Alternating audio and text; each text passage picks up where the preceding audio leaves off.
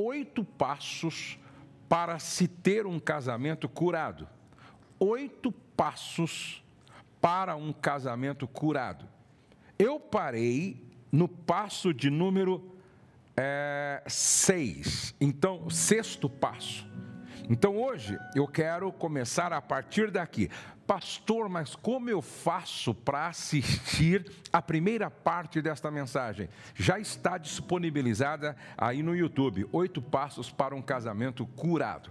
Abra sua Bíblia em Tiago, capítulo 1, verso 19, que diz assim: sabeis estas coisas, meus amados irmãos, todo homem, pois, seja pronto para ouvir, tardio para falar, tardio para se irar. Sabeis estas coisas, meus amados irmãos, todo homem, pois, seja pronto para ouvir, tardio para falar, tardio para se irar. O 6º passo para você ter um casamento curado, saudável, que vale a pena viver, é invista tempo praticando o diálogo inteligente. Invista tempo praticando o diálogo inteligente. Se você fizer uma pesquisa com os casais que vivem bem, com os casais que estão casados há 10 anos, 20 anos, 30 anos e que vivem bem, se você fizer uma pesquisa perguntando qual é um dos segredos para se ter um casamento saudável, equilibrado, interessante, eu tenho certeza que a maioria vai responder: nós aprendemos a praticar o diálogo inteligente. Nós aprendemos. Preste atenção, a comunicação é uma arte. E se é uma arte, dá para aprender. A comunicação é uma habilidade. Se é uma habilidade, dá para aprender. Eu sempre tenho dito aos casais, se a comunicação é a maior deficiência do seu relacionamento, por que você não investe tempo estudando sobre isso? Qual foi o livro que você já leu sobre comunicação? Qual foi a palestra no YouTube que você já leu sobre comunicação? Quantas palestras você já leu? Quantos livros você já leu sobre comunicação para melhorar nesta área no seu casamento? Por incrível que pareça, quando eu abro uma pergunta, quando eu abro uma caixinha de pergunta lá no Instagram, as perguntas ou as reclamações que chegam têm a ver com a falta de habilidade do homem dialogar com a mulher dialogar com o homem. Ou seja, os casais não investem tempo praticando o diálogo inteligente. Tudo na vida depende de como você se comunica dentro e fora de casa. Eu vou repetir. Tudo, eu disse, tudo na vida depende de como você se comunica dentro e fora de casa. O que eu estou fazendo aqui com vocês? Comunicando. Por que muitos de vocês chegaram aqui? Porque vocês receberam uma mensagem, ou através do Instagram, ou através do WhatsApp, ou através do Telegram, ou através de outra rede social, ou através do e-mail. O que é isso? Comunicação. Ninguém chega a lugar nenhum sem praticar o diálogo, sem praticar a comunicação. Agora, o que você precisa entender é que a comunicação é uma arte para ser estudada e aprendida todos os dias, todos os dias, todos os dias.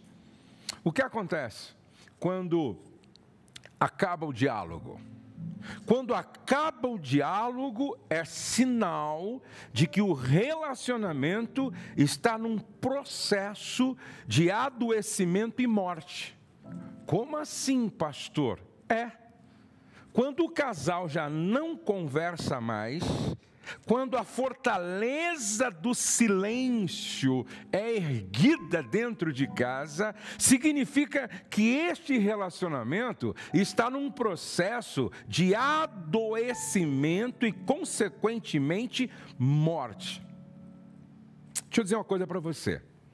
O casal que preserva o diálogo, o casal que preserva a comunicação, o casal que mantém o diálogo, jamais experimentará a morte do seu casamento. Você está marcando aí? Então escreva: o divórcio é precedido pela morte do diálogo. Vou repetir: o divórcio é precedido pela morte do diálogo. Quando morre o diálogo, consequentemente, o casamento está no caminho do falecimento também. Então, se você quer ter um casamento saudável, se você quer ter um casamento rico, emocionalmente falando, se você quer ter um casamento bem fundamentado na rocha, você deve praticar sempre ou investir tempo praticando o diálogo inteligente. Sabe qual é uma das reclamações das mulheres? Meu marido conversa no trabalho, meu marido conversa na igreja, meu marido conversa na rua, meu marido conversa no telefone, meu marido só não conversa em casa comigo. Sabe qual é a reclamação de alguns maridos? A minha mulher não tem limite. Ela fala e fala. Percebe como está tudo errado? Tiago disse assim, seja pronto para ouvir. Por que Deus te deu 2 ouvidos e uma boca? Por quê? Por que Deus te deu 2 ouvidos e uma boca? Para você, no mínimo, ouvir o dobro daquilo que você fala.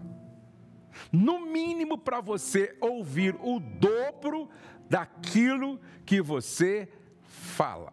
Eu ouvi uma história muito engraçada, Claudivan, de um policial que parou um carro na estrada. O carro vinha, ele parou, e quando o policial estava conversando com o motorista, ele ouviu um barulho lá no porta-mala, não é? E aí ele disse assim, ele perguntou para o motorista: quem que está aí no porta-mala? O motorista disse: minha esposa. Sua esposa no porta-mala? Ele abre esse porta-mala. O motorista desceu, abriu o porta-mala, a esposa estava no porta-mala, encolhidinha, e com uma fita assim, na boca, né? Com uma fita na boca. E quando o marido abriu, ela já começou.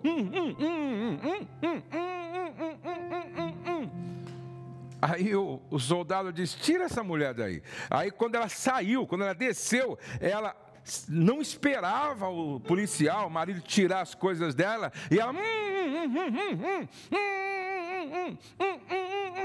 E o guarda: calma, senhora. Aí o guarda falou: essa não tem cura, não. Essa não tem cura, guarda ela de novo. Guarda essa mulher de novo, porque essa mulher não tem cura. Meu Deus! A mulher não parava de falar, nem amordaçada com uma fita. Olha, isso aqui parece brincadeira, na verdade, mas tem mulher que realmente fala exageradamente. Então nós precisamos encontrar o ponto de equilíbrio. Praticar, escute o que eu falei, diálogo inteligente. Diálogo inteligente. Prontos para ouvir, tardio para falar e tardio para se irar. 7º passo para você ter um casamento curado. 7º passo para você ter um casamento curado. Veja o que diz a Bíblia aqui em Eclesiastes, capítulo de número 4. Eu gosto desse texto de Eclesiastes, capítulo 4, verso 9 a seguir. Melhor é serem dois do que um, porque tem melhor paga do seu trabalho. Porque se caírem, um levanta o companheiro. Ai, porém, do que estiver só, pois caindo não haverá quem o levante. Também se dois dormirem juntos, eles se aquentarão, mas um só como se aquentará? Se alguém quiser prevalecer contra um, os dois lhe resistirão. O cordão de 3 dobras não se rebenta com facilidade. Melhor é serem dois.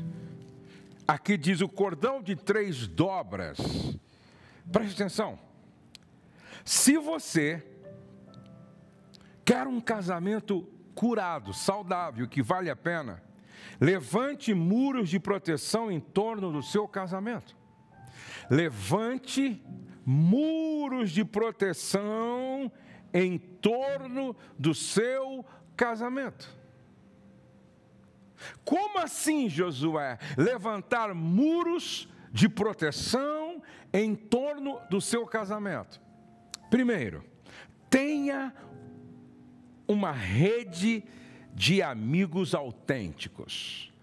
Tenha uma rede de amigos autênticos. Escute o que eu estou dizendo para você. Quando a Bíblia diz, Deus falando, não é bom que o homem esteja só, o que você entende? Não é bom que o homem esteja só. É melhor serem dois do que um. Porque tem melhor paga do seu trabalho. Se um cair, o outro levanta o companheiro. Ai, porém, do que estiver só. Quando Deus te criou, Ele colocou em você uma natureza gregária. Vou repetir. Quando Deus te criou, Ele colocou em você uma natureza gregária. Você nasceu com fome de companhia e desejo de dar companhia. Vou repetir. Você nasceu com fome de companhia e com o desejo de dar companhia. A Bíblia diz, ama o amigo e na angústia nasce o irmão. Ama o amigo e na angústia nasce o irmão. Casamento não significa o sepultamento de todos os relacionamentos, o sepultamento dos amigos e das amigas, não. Eu e a Rosimar, minha esposa, precisamos cultivar uma rede de relacionamentos. Você precisa de ter amigos? Agora, escute o que eu estou dizendo, só tem amigos quem sabe ser amigos. Eu me lembro de um pastor que ele recebeu tipo assim 00:30 o telefonema de uma jovem. E esta jovem dizia do outro lado assim, pastor, eu fiz aniversário há meia hora atrás. Há meia hora atrás terminou o dia do meu aniversário. Era 00:30. Olha, há meia hora atrás terminou o dia do meu aniversário. Eu não recebi um telefonema. Eu não recebi ninguém que veio à minha casa para me dar um abraço, dizendo parabéns, feliz aniversário. O pastor disse para minha filha, se ninguém ligou para você no dia do seu aniversário, se ninguém veio te visitar para lhe dar um abraço de parabéns, significa que você é o grande problema da sua própria vida. Preste atenção. Por que muitas pessoas não têm uma rede de amigos? Porque elas não plantam a semente da amizade. Por que muitas pessoas não têm uma rede de amigos? Porque elas não sabem ser amigos. Elas não plantam a semente da amizade. São pessoas que preferem o isolamento, são pessoas egoístas, são pessoas que não dão presente para ninguém, que não estendem a mão solidariamente para ninguém, não se preocupa com ninguém, não torce por ninguém. São pessoas extremamente egocêntricas. Você tem uma rede de amigos? Você e seu cônjuge têm esse muro de proteção em torno do seu casamento, uma rede de amigos? Faz quanto tempo que você chegou na cidade e até hoje você continua sozinho, sozinha, aí na cidade onde você mora, porque você não se relaciona com ninguém? Você não sabe construir amizade, relacionamento. Então, primeiro, levante uma cerca, um muro de proteção através de uma rede de amigos. Segundo, tenha mentores. A Bíblia diz que na multidão de conselhos e conselheiros há segurança. Você precisa ter mentores. Quem são os mentores? São aquelas pessoas que já chegaram aonde você quer chegar e pode te orientar. Agora eu quero dizer para você que um mentor é uma pessoa experiente, confiável, que fala com você com liberdade, sem filtro e sem edição. Isso é um mentor. Mentor não é um amiguinho que só fala o que você gosta de ouvir. Mentor não é um amiguinho, uma amiguinha, uma mentora que fala só aquilo que faz cócega no seu ouvido. Não! Mentor é aquele que te fala a verdade, sem edição, sem filtro, para te acordar, para te despertar, para fazer com que você volte para o caminho do qual você saiu. Todo marido, toda esposa, todo casal precisa de mentores. Quais são os seus mentores? Ô maridão, quem dá mentoria para você? Ô esposa, quem dá mentoria para você? Pessoas que não são mentoradas, elas andam de acordo com o que acham melhor, e nem sempre o que eu acho o melhor é o melhor. Eu tenho pontos cegos. Eu preciso de outro para me ajudar a enxergar aquilo que eu não enxergo. E não basta eu andar rodeado de hipócritas, mentirosos e bajuladores. Como marido, como pai, a minha esposa, como mãe, nós precisamos de mentores, de pessoas que nos ajudem a enxergar o que nós não enxergamos por conta própria, nos colocando de volta no caminho em que nós saímos. Esta é a pergunta hoje. Quais são os seus mentores? Quais são os seus mentores? Levante um muro de proteção ao redor do seu casamento, prestando contas. Prestando contas para o cônjuge, prestando conta para a família, prestando contas para um líder espiritual. Nós precisamos prestar contas. Por último, se você quer ter um casamento curado, se você quer ter um casamento saudável, se você quer um casamento que vale a pena, abra sua Bíblia, por favor, e abra sua Bíblia em Efésios, capítulo de número 6. Aos Efésios, capítulo de número 6, Paulo fala de uma armadura. E ele diz assim no capítulo 6, verso 10: quanto ao mais, irmãos, sede fortalecidos no Senhor e na força do seu poder, revestivos de toda a armadura de Deus, para poderdes ficar firmes contra as ciladas do diabo.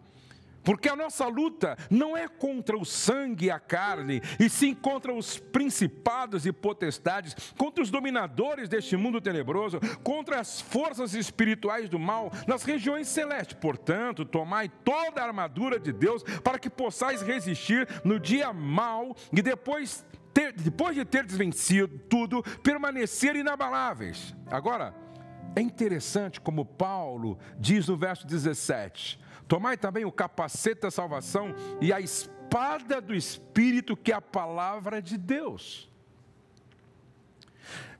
Sempre que um casal em crise vem me procura ou vem falar comigo, eu faço algumas perguntas. E uma das perguntas que eu faço para o casal em crise é: como vai sua vida com Deus? Seu relacionamento com Deus, seu tempo a sós com Deus. Eu pergunto o seguinte: você está lendo a palavra? Você está lendo a palavra? Olha o que Paulo disse, que a palavra é a espada do Espírito. Presta atenção, a palavra é a espada do Espírito. E ele disse assim: você quer vencer potestades, principados, você quer vencer nessa guerra espiritual contra você, seu cônjuge, seu casamento, sua família, você precisa tomar a palavra, você precisa usar a palavra, você precisa ler e meditar na palavra, você precisa amar a palavra. Eu não conheço um casal que vença, eu não conheço um casal que supere, eu não conheço um casal que triunfe, se não pratica disciplinas espirituais, e uma delas é esse compromisso com a palavra. Eu tenho dito para milhares e milhares de casais que me acompanham, porque muitos querem saber como é o meu dia a dia, como é a minha rotina. Até eu estava conversando hoje com um colaborador que eu vou fazer um filminho só da minha rotina. Como começa meu dia e como termina o meu dia. Se você me pergunta hoje pela manhã o que você fez assim que acordou, eu vou dizer para você que eu li Deuteronômio capítulo 6 e meditei, escrevendo um devocional e disponibilizei ainda no Telegram para te abençoar. Mas essa é uma prática diária. Isso eu não faço uma vez por semana, uma vez por mês, uma vez por ano. Isso eu faço todos os dias. E eu preciso repetir para você: o seu casamento, o sucesso do seu casamento está escondido nos teus hábitos positivos diários. Então, a primeira coisa que o casal precisa praticar é a leitura sistemática, diária, devocional da palavra. Você quer vencer, mas você não toma posse da espada do Espírito, pô. E Paulo está dizendo: a nossa luta não é contra o sangue, contra a carne. Tem gente pensando que o seu problema é a sogra, tem gente pensando que o seu problema é o cunhado, tem gente que pensando que o seu maior problema é a tia, o tio, a avó, o vô, a ex. O seu maior problema é o diabo. Não se assuste, mas o seu maior problema não é o diabo. Você quer conhecer o seu maior problema? Fique na frente do espelho 30 minutos. Você vai conhecer bem o seu maior problema. O seu maior problema é você mesmo. E como é que você vence a você mesmo? Como é que você vence ao diabo? Como é que você vence ao sistema mundano? Tomando a espada do Espírito. Gente, eu não conheço um cristão apaixonado pela palavra, que ama a palavra, que lê a palavra, que medita na palavra, que não vive uma vida vitoriosa. Paulo diz, não só tome a palavra como espada do Espírito, mas com toda a oração e súplica, orando em todo o tempo no Espírito. E para isto vigiando com toda a perseverança e súplica por todos os santos, orando em todo o tempo. Vai para o banheiro orando, cozinha orando, dirige o carro orando, não é? Você fica na varanda lá olhando para o tempo, orando em todo o tempo, orando sem cessar, orando em todo o tempo. A minha nora Valéria sempre fala de um livro que ela leu, onde o autor ensina você a orar sem cessar na mente. Então você pode sair de casa orando, você volta para casa orando, você às vezes está participando de uma reunião orando, sua mente está conectada com o céu, sua mente está conectada com Deus, você ora sem cessar, você ora em todo o tempo. E aí, você precisa se envolver com a vida da igreja. Vou repetir, você precisa se envolver com a vida da igreja. Uma brasa longe da fogueira se apaga. O membro fora do corpo apodrece, morre. Você precisa se envolver com a vida da igreja. É interessante que eu já falei essa ilustração aqui, mas eu vou repetir. Uma jovem entrou no ônibus. Ela entrou no ônibus e ela não, no trem, e o trem lotado. Quem já morou em São Paulo, no Rio, no Belo Horizonte, sabe o que eu estou falando? Eu já andei muito em trem assim, lotado. Ela entrou, o trem lotado, e ela não conseguia, ela baixinha, não conseguia pegar assim, naquele varão assim, de metal, ela não conseguia segurar aquele outro ferro, ela não conseguia, e ela toda preocupada no meio daquela multidão espremida assim, e ela não conseguia. Aí o velhinho que estava sentado assim, puxou a camiseta dela e disse, ô minha filha, oi. Ele disse assim, vou dizer uma coisa para você, você está muito preocupado em segurar algum lugar, não é? Mas não se desespere não fique apavorada não. Mesmo que você queira cair, você não consegue, porque é tanta gente ao seu redor te segurando, te amparando, te escorando, que mesmo que você queira cair, você não consegue. É muita gente ao seu redor. Quando você está rodeado de irmãos, de amigos, de mentores, de conselheiros, a probabilidade de você cair é muito pequena. Então você precisa de uma rede de amigos, você precisa de mentores e você precisa praticar as disciplinas espirituais. Leitura da palavra diária, sistemática, oração em todo o tempo, jejum, de repente uma vez por semana, uma vez por mês, a cada 15 dias, se envolver com a vida da igreja. Você já ouviu aquele ditado que quem trabalha não dá trabalho? Quando eu vejo um irmão dando muito trabalho, eu acho que ele está precisando trabalhar. Quando eu vejo uma irmã dando muito trabalho, está precisando se ocupar. A Bíblia não, há um ditado que diz que mente vazia, oficina de Satanás. Todo fofoqueiro não faz nada, toda fofoqueira não faz nada, porque quem está fazendo não tem tempo de ficar fofocando, quem está ocupado não tem tempo de estar falando da vida dos outros, não, gente.